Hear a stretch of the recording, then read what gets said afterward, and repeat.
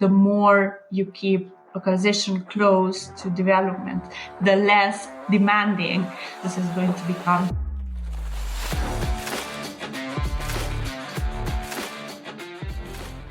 Hello and welcome to the Multilingual Content Podcast, where experts discuss international content management, translation, and global communication. I'm Caterina from Anderto, and today, alongside our founder Nicola Calabrese, we bring you an exciting interview with Francesca Sorrentino, the Localization Director at Phrase.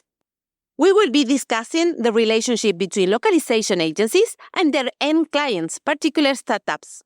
We hope you enjoy this insightful conversation.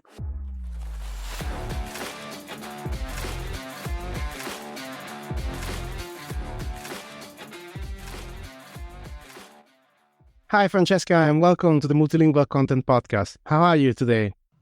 I'm very good. Hi, Nicola. Thank you for having me. Oh, it's really good that you're joining us today. And we're going to talk about how to make the relationship between translation and localization agencies and, let's say, end clients, startups, how to make them as smooth as possible. So some possible tips and pitfalls to avoid. But before we jump in, could you please introduce yourself a little bit and tell us about your experience in localization industry? Sure.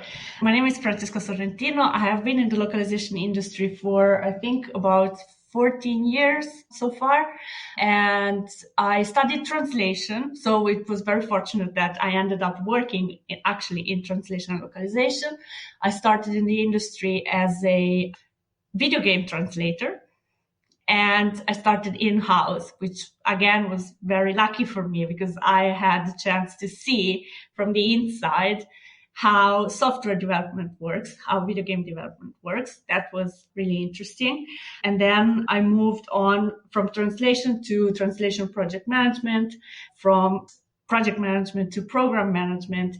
And now I am managing the localization program, a software company that produces localization software, which is for me is like the ultimate unlocked skill in localization because we translate and localize a product that is used for translation and localization. And that gives me a lot of interesting insights. Yeah, I would say it's a well-rounded career you've been having, yeah.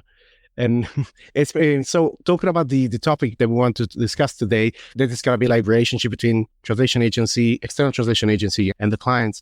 Let's start from the very beginning. Let's say a startup or a company that they want to choose a partner. So what kind of criteria they should be looking for in a translation and localization provider when they decide if they want to externalize it and with to who must side the projects? I think the first step would be to look at yourself first and understand what is it that you need and what kind of help you need from an external partner. So you want to map your content that you're going to share for localization. You want to understand what the timelines are, what the amount of work is. And I would say you want to find a partner that matches you in terms of mindset and size and is going to be able obviously to take care of the workload that you're thinking of sending to them. I think this would be the very basic. I think maybe there is a tendency, for example, Google something, right? If you Google translation or you Google localization, maybe you find some sponsored ads or you find some very famous big translation agencies. You want to look into what they actually do, what they offer, if they are the right partner for you, because maybe you're going to find yourself working with a partner, with an agency that is very used to very complex, very corporate, very mature translation and localization processes. And maybe you are not at that stage and you're not going to speak the same language, let's say. And I'm going to be a bit, obviously I'm based here, but I'm going to speak bluntly. If you like working with a company that usually works with Google, unless you're Google, probably your budget is not going to match what they usually expect to work with. That means also like the attention they're going to pay to you is not the same. It's proportional, I would say, to the kind of budget that you can allocate to that. But yeah, it makes absolute sense. It's like you can go with if you have huge volumes, a lot of work, a lot of languages, it might make sense to work with a big agency. But if you're starting out, it might be like a overkill to go with a bigger agency. And when startups start a collaboration with a translation and localization agency, one of the things that is very important, I think, is to help the agency understand the product and target audience effectively, so they can help them communicate in the different markets in a way that resonates as in the, let's say, local market. So what kind of advice would you have here for the, let's say, end client, the startups, to how they can help the agency understand the product and target audience effectively? Yes. So I come from a time in localization where companies would be very careful with what they share with an external partner, because the external partner is not part of the company. And there is big risk in sharing documentation, sharing internal information that can be used and can be shared outside before the product is launched. This is probably still true in the video game industry, in cinema and movies. I think my main advice here would be, don't be afraid to share documentation. You trust your partner, otherwise you wouldn't be working with them. Your partner is going to be signing a non-disclosure agreement. So do share any documentation that you have, instructions, product walkthroughs, anything that was created during the design phase, for example, and obviously, and it's still valid. It's going to be very useful for your translation partners. It's going to save you a lot of time trying to answer questions that they might have. And any format is going to be very welcome. If it's like shared Google Sheets, if it's videos, if it's a wiki or a conference page that you can share with them, it's going to be really super helpful. And I think when you talk about software development, for example, if you are in software development, a problem that I've been seeing ever since I started, that I'm still seeing, is you want to structure your content and you want to, let's say, write your content in a way that is going to be useful and easy to use for any other team that is going to use it down the line. So, for example, when you create keys for your product with text in them that you know they're going to go to localization, make sure that the key ID is written in a way that also tells you a bit about what the content is, and add context whenever you can. And as long as your format allows you to add context. For example, I know that many companies at the beginning are still working with Excel files or Google Sheets. It's easy to add a context column. It's easy to add screenshots. Do that. It's going to be super useful for the translation teams. It's going to save you a lot of time. And any previous localization or any previous translations that you might have, any information that maybe has been created by your marketing team or marketing person or your sales team, even if it's for a different purpose, it's going to help your translation partner understand not only your product, but also who the target is in terms of audience. I agree. And I'm a big fan also, like, if possible, to receive market research, because there might be not only it gives you an idea like how different markets, let's say, think or perceive the product, but sometimes you might even get, like, let's say, terminology nuggets. You might get, they call things in a certain way, because you might get sometimes surveys in language, and the translator can actually spot that a product that you've been calling, especially if you've done previously translation, maybe you've been calling it differently, and realize actually they're calling this part of this feature, they're calling it like this. So maybe it makes more sense to translate it like that so they can recognize it immediately. That's something that I really like. It's not always obviously possible to share the market research, or maybe it's like it was done such an early stage that it's no longer relevant, but it's still, if you have it, it's good. And on the sharing tools, I think one of the, let's say, reasons why there's still like a lot of like mistrust about this is because, as you said, like back in the day, you had to share files sometimes through email as an attachment, and then you don't know where that attachment is going to end up. Well, now with tools like Google Drive, you can actually manage at the granular level how you're going to share, who can access the file. So it's a bit easier as well, I think, to manage, let's say, the accessibility of that file to people external to the company. And the other thing about the keys that you mentioned, I completely agree that keys, for software keys, like to have like a description or a name that makes sense. And it's not just like random codes that nobody understands. That's really helpful.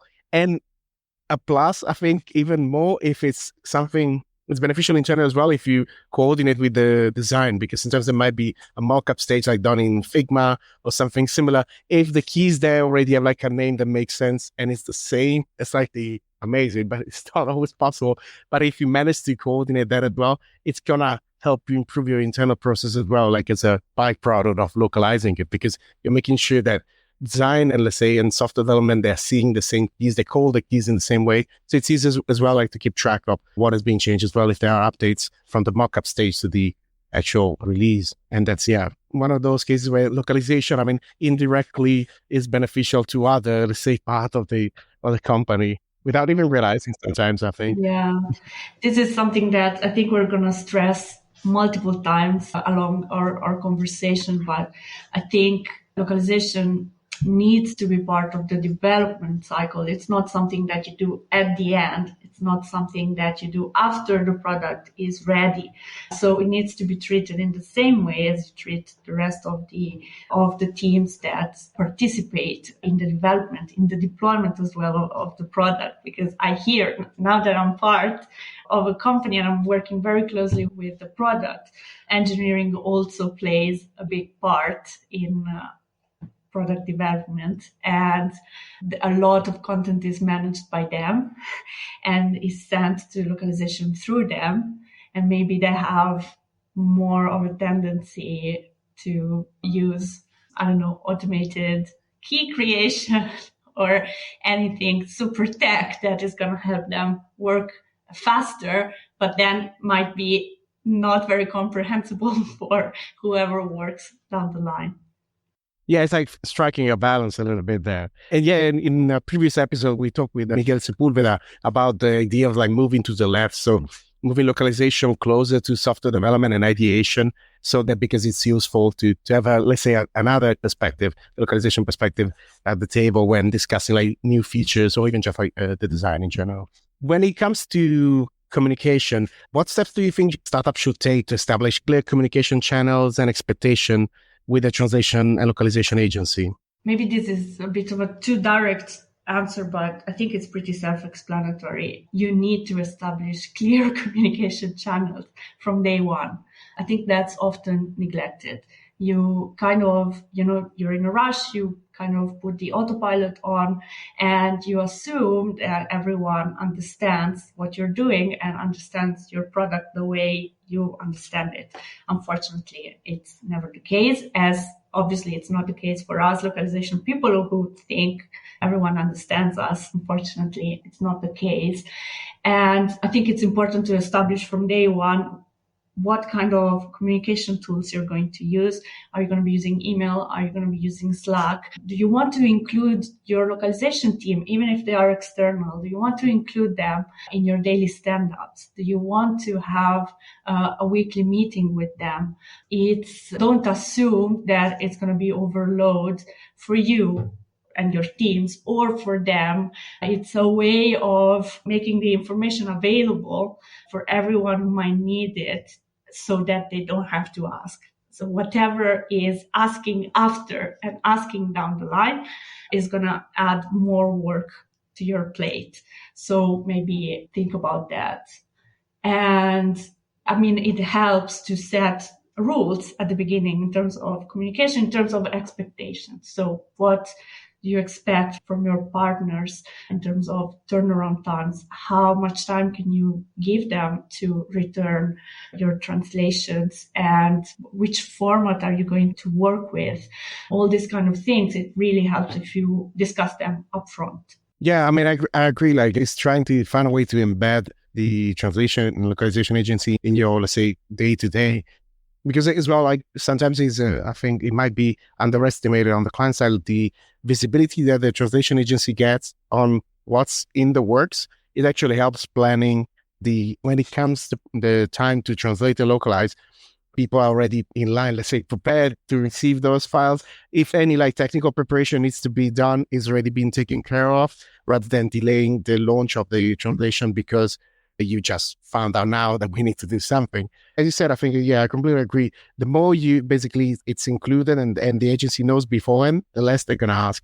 I mean, there's still I can assure you, like, you're still going to get a lot of questions, and I think it's good. Like, agency never asks questions. That's a bit worrisome for me. Like, you always ask questions, but yeah, the more you know upfront, the less work is, especially for the person that is the point of contact with the agency. Obviously, stuck up to be quite a lot of work. If you have to say everything, if the agency doesn't know anything, they're going to ask you a lot of things, and that will just make it a workload that sometimes is very difficult to manage as well. Yeah, and also one thing I had in my notes that is the most important thing, and I should have started from it, it's budget. So make sure your budget internally it's approved, and make sure there is a clear understanding with your partner what the budget is, what the terms of payment are. It's like, it's basic, but maybe it's something that it's not the first thing you think about, and you don't want to deal with budget problems when you're in the middle of the localization process or in a very busy and hectic phase of your development. We discussed actually a couple of episodes ago with Julio Leal about like our planning for budget and also like leaving some margin, let's say some leeway, because that means you take care of that, let's say the financial discussion beforehand, and you don't have to worry, like, let's say halfway through the year, it's going to be a peak time and you have to discuss that. That's like just, it's not the right time. So it's good. And as well, like you can plan and you don't know as well, let's say how much you can localize in certain markets, and you don't have to figure out maybe halfway through the year, you realize, oh, actually, maybe we need to reduce some markets, and that's going to slow you down, let's say, in all the planning that maybe you've done. Correct. Yes. And connected to this, what are like common pitfalls that the startups should avoid when working with external agencies for localization? Yeah, I think the most common pitfall would be to consider your external agency as completely separate from you and your team, and really isolate them from your internal process. It's not a very smart way of dealing with an external agency. You want to treat them as much as possible as part of your team, as part of your development. That it's not only useful in terms of human relationship, it's very appreciated, obviously, but it's really smart in terms of efficiencies and in terms of workload. And I think the other important thing is that you don't forget about them after an initial phase where you might be working very closely, because it's the beginning of the collaboration. So you share all your documentation, you set all the rules, you do a bunch of kickoff meetings and all these kind of things. And then after a few months, you forget about them and you just assume that things are working fine and everything is on track. They don't need documentation. It's a relationship that needs to be nurtured. And as for you, everything is a continuous job. Everything is a continuous development.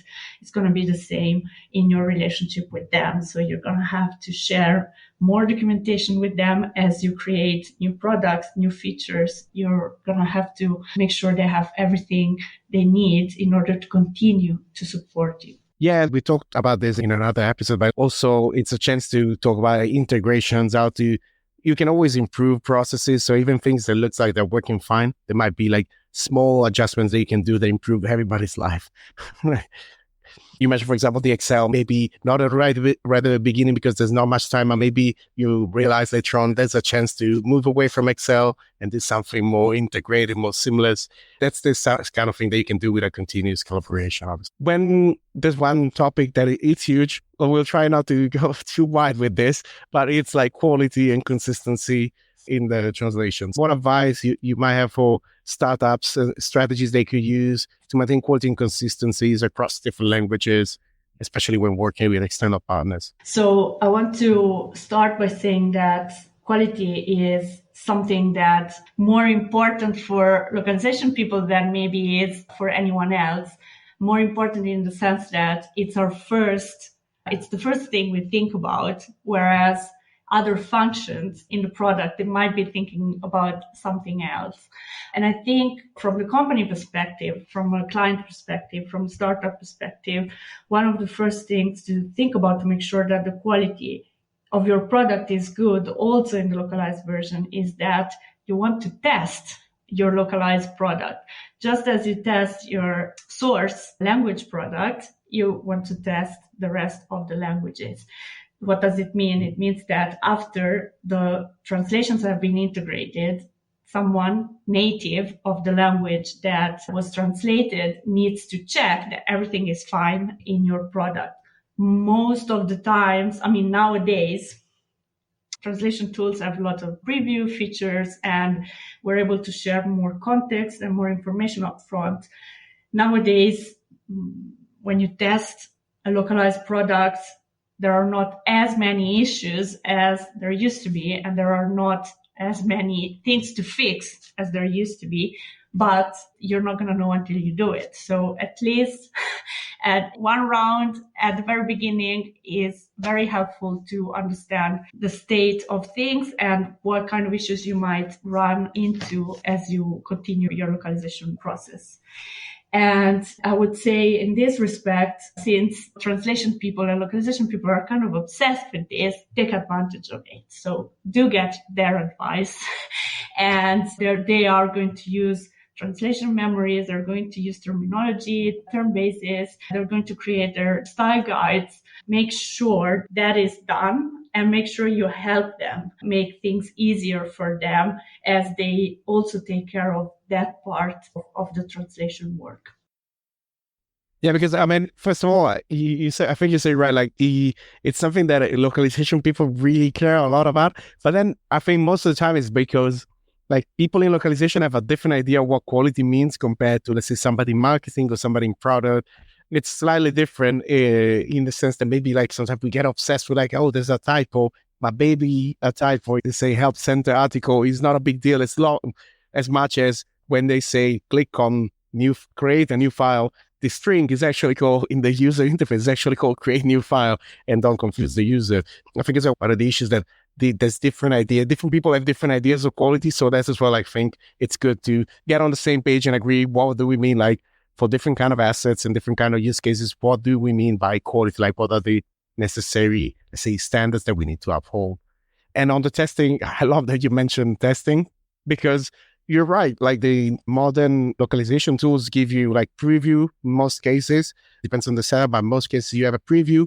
But still, like the user experience, you cannot test it until you're actually doing stuff. Like if you're running scenarios, if you're not trying to do that thing that the user is supposed to do, that's when you realize, oh, actually, you know what? Maybe it's clearer if this thing, we call it differently. Or I don't get why this is up here. It's not clickable, maybe. And I was expecting to be clickable because what it said. That's something that, as far as I know, is not possible to, if you don't do it, if you don't try to do something like, testing a scenario, you're not going to see that, I think. Very difficult to see that. And even though, let's say, you agree on what standards are, what quality means, you do the testing, there's still gonna be cases where there's, let's say, mistakes or disagreement, misunderstanding with the external partners. What kind of advice would you give here in case when there's some kind of disagreement or misunderstanding with the translation and localization agency? Yes, I would say take some time to do a little root cause analysis. So understand where the issue comes from, how it was originated, if there was a miscommunication, if there was information that was missing, maybe most of the times that is gonna solve your issue. And if the issue is maybe originated by something that your partner has done, make sure you set clear milestones or a clear timeline on how you expect the issue to be solved, and make sure you check in as often as you can, even before issues arise. It's a good idea to establish quarterly business reviews upfront. We set up the project and you set up all the timeline and the milestones. Do also include a quarterly business review or bi-quarterly, whatever makes sense for you, but something that is there in the plan and that is not going to be skipped. And for example, if you're doing post-mortems, I'm sure you do with your own teams, do that with your translation partners as well. And to save time and to be more efficient, make sure that everything is more or less aligned in the process. So if you know that in November you're going to do post-mortems with your internal teams, do that with the localization partner as well. So you can sort of bundle all the issues together, and it's going to help you save time. Yeah, I think once again, like the idea, like working together, aligning, embedding treating as a partner rather than just like a supplier. That's the key, I think. Yeah, I completely agree. And Sorry, I'm also thinking, I don't know if you wanted to talk about it, but something that often happens is that when you see a translation mistake or localization issues, you go to your colleague or to your marketing person that speaks a language, and you want them to check what kind of mistake that is, how serious it is. And I want to say, maybe let's be careful with that. You want to make sure that the person speaks the language on a native level. You need to be aware that it's probably going to cause more friction with your teams. So I just want to say, let's be mindful with that. I have horrible experiences with internal reviews, and not as a receiver of the feedback, as a gatherer of the feedback. Not always the best option. I mean, if I might add, I think it's just fair to let the agency know that there's a mistake. I mean, in general, I think everybody will admit if there's a mistake, it happens. I mean, especially when you're working all over time, mistakes are gonna happen. We should not kid ourselves. We try to do our best, but every now and then the mistakes do appear. So it might make sense you stand up to that. I mean, you say there was a mistake, and I think it's very important to see what steps are gonna be taken to avoid that in the future. Obviously, as much as possible, in the sense that it needs to be realistic again. If you just complete like 100, 1,000, a million words, there might be something still slipping through. As long as it's not like it doesn't affect the, let's say, whatever you agreed on, let's say user experience or the usability of the content. I think it's reasonable to accept some level of mistakes. And I'm looking at the time. I think we should wrap up. So before we wrap up, I wanted to ask you if there's like any further advice or for startups seeking to build a strong and mutually beneficial relationship with the translation agency partners. It's probably not further advice. It's nothing new at this point. I want to stress that it's important to consider localization as part of your development cycle. Do not isolate your external partner. Do not isolate your localization manager if you have an internal localization manager. Make sure localization are kept in the loop. And you will see that the more you keep localization close to development, the less demanding the process is going to become, the less demanding your partner is going to become, and things will run more smoothly. Yeah, and if there's a trusting relationship, your partner is going to tell you what actually they need or what they think could improve further the relationship and the work together. Because everybody wants to make everybody's life easier, I think. Yeah. Yes, that's the most important thing. As localization partners, we don't want to create more work for ourselves. I think that time of the industry has passed. We want to be as transparent as possible with our clients. And we know there's enough work to take care of. We don't want to create any more layers or any more workload. So you can trust your partners that they are asking for exactly what they need. True that. Yeah. Okay, so I think with this, we can close today's episode. And thank you so much for joining us at the Multilingual Content Podcast. Thank you again for inviting me, and thank you for putting together such an interesting series of podcasts. Thank you. Goodbye. Thank you. Bye-bye.